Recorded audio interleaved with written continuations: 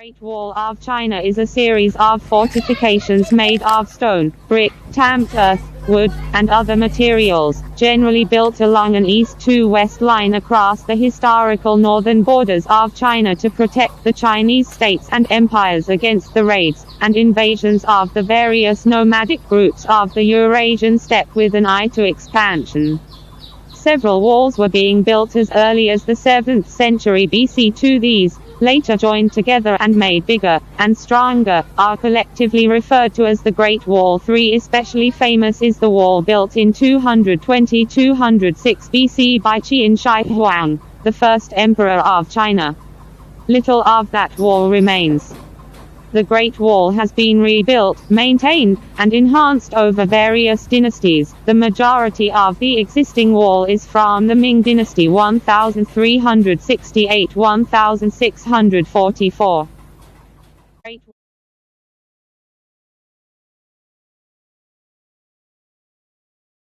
Goods transported along the Silk Road. Apart from defense, other purposes of the Great Wall have included border controls, allowing the imposition of duties on goods transported along the Silk Road, regulation or encouragement of trade, and the control of immigration and emigration. Furthermore, the defensive characteristics of the Great Wall were enhanced by the construction of watchtowers, troop barracks, garrison stations, signaling capabilities through the means of smoke or fire, and the fact that the path of the Great Wall also served as a transportation corridor. The frontier walls built by different dynasties have multiple courses. Collectively, they stretch from Dandong in the east to Lop Lake in the west, from present-day Sino-Russian border in the north to Qinghai in the south, along an arc that roughly delineates the edge of Mongolian steppe. A comprehensive archaeological survey, using advanced technologies, has concluded that the walls built by the Ming Dynasty measure 8,850 km, 5,500 mi. For this is made up of 6,259 km, 3,889 mi sections of actual wall, 359 km, 223 mi of trenches, and 2,232 km, 1,387 mi of natural, defensive barriers, such as hills and rivers. For another archaeological survey found that the entire wall with all of its branches measures out to be 21,196 km, 13,171 mi. 5 Today, the Great Wall is generally recognized as one of the most impressive architectural feats in history. 6 Chinese were already familiar with the techniques of wall building by the time of the Spring and Autumn period between the 8th and 5th centuries BC. 20 During this time, and the subsequent Warring States period, the states of Qin, Wei, Shaoqi, Yan, and Zhongshan 21–22 all constructed extensive fortifications to defend their own borders. Built to withstand the attack of small arms, such as swords and spears, these walls were made mostly by stamping earth and gravel between board frames. King Zheng of Qin conquered the last of his opponents and unified China as the first emperor of the Qin dynasty, Qin Shi Huang, in 221 BC. Intending to impose centralized rule and prevent the resurgence of feudal lords, he ordered the destruction of the sections of the walls that divided his empire among the former states. To position the empire against the Xiongnu people from the north, however, he ordered the building of new walls to connect the remaining fortifications along the empire's northern frontier. Build and move on was a central guiding principle in constructing the wall, implying that the Chinese were not erecting a permanently fixed border. 23 Transporting the large quantity of materials required for construction was difficult, so builders always tried to use local resources. Stones from the mountains were used over mountain ranges, while rammed earth was used for construction in the plains. There are no surviving historical records indicating the exact length and course of the Qin walls. Most of the ancient walls have eroded away over the centuries, and very few sections remain today.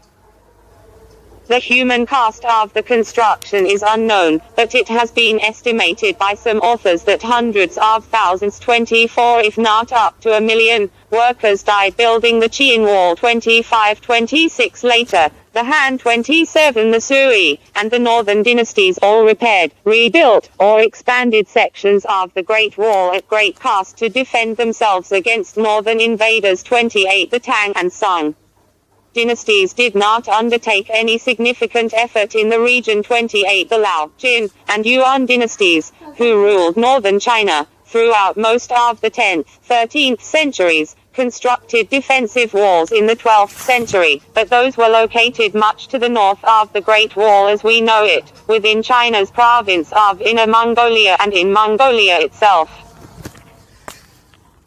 In the 14th century, the Great Wall concept was revived again under the Ming in the 14th century, 30 and following the Ming army's defeat by the Oirats in the Battle of Tumu. The Ming had failed to gain a clear upper hand over the Mongolian tribes after successive battles, and the long-drawn conflict was taking a toll on the empire.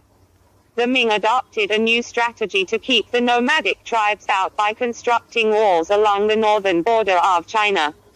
Acknowledging the Mongol control established in the Ordos Desert, the wall followed the desert's southern edge instead of incorporating the bend of the Yellow River. Unlike the earlier fortifications, the Ming construction was stronger and more elaborate due to the use of bricks and stone instead of rammed earth. Up to 25,000 watchtowers are estimated to have been constructed on the wall. 31 As Mongol raids continued periodically over the years, the Ming devoted considerable resources to repair and reinforce the walls.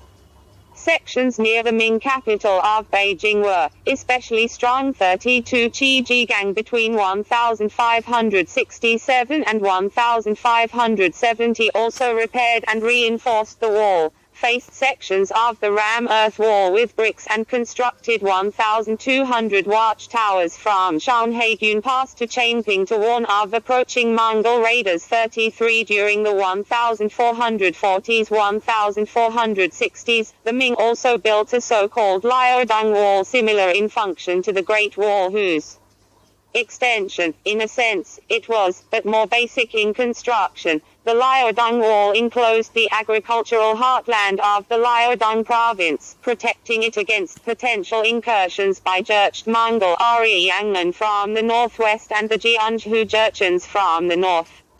While stones and tiles were used in some parts of the Liaodong Wall, most of it was in fact simply an earth dike with moats on both sides. 34.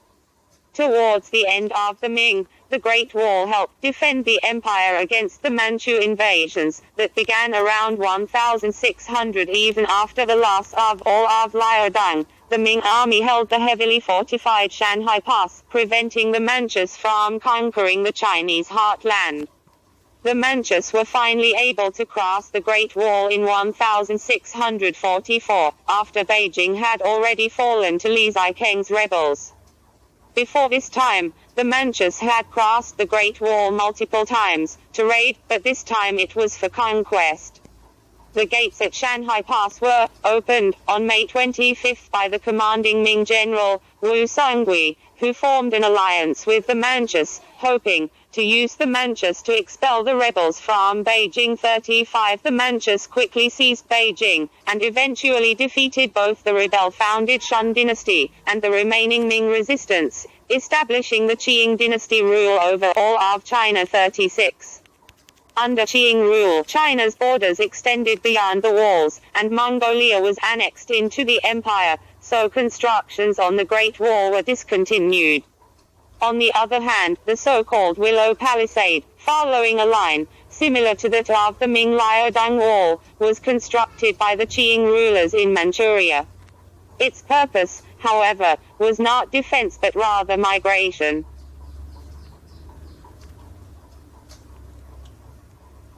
In the 14th century, the Great Wall concept was revived.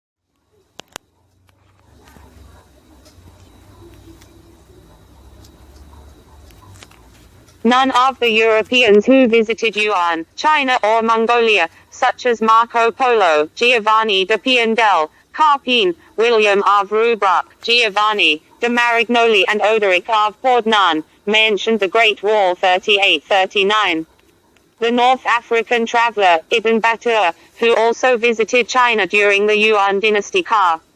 1346, had heard about China's Great Wall, possibly before he had arrived in China 40. He wrote that the wall is 60 days' travel from Zaitan Mardan, Quanzhou, in his travelogue gift to those who contemplate the wonders of cities and the marvels of traveling.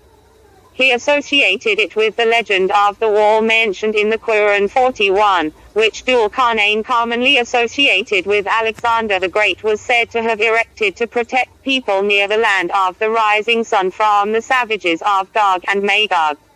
However, Ibn Battuta could find no one who had either seen it or knew of anyone who had seen it, suggesting that, although there were remnants of the wall at that time, they weren't significant. 42. Soon after Europeans reached Ming China by ship in the early 16th century, accounts of the Great Wall started to circulate in Europe, even though no European was to see it for another century. Possibly one of the earliest European descriptions of the wall and of its significance for the defense of the country against the Tartars, i.e. Mongols, may be the one contained in Zhuao de Barros is 1563. Asia 43. Other early accounts in Western sources include those of Gaspar de Cruz, Bento de Goes, Matteo Ricci, and Bishop Juan González de Mendoza 44 in 1559, in his work, A Treatise of China and the Adjoining Regions. Gaspar de Cruz offers an early discussion of the Great Wall. 44. Perhaps the first recorded instance of a European actually entering China via the Great Wall came in 1605, when the Portuguese Jesuit brother, Bento de Goes, reached the northwestern Jiao Pass from India. 45. Early European accounts were mostly modest and empirical, closely mirroring contemporary Chinese understanding of the wall. 46. Although later they slid into hyperbole. 47. Including the erroneous but ubiquitous claim that the Ming walls were the same ones that were built by the first emperor in the 3rd century BC. 47.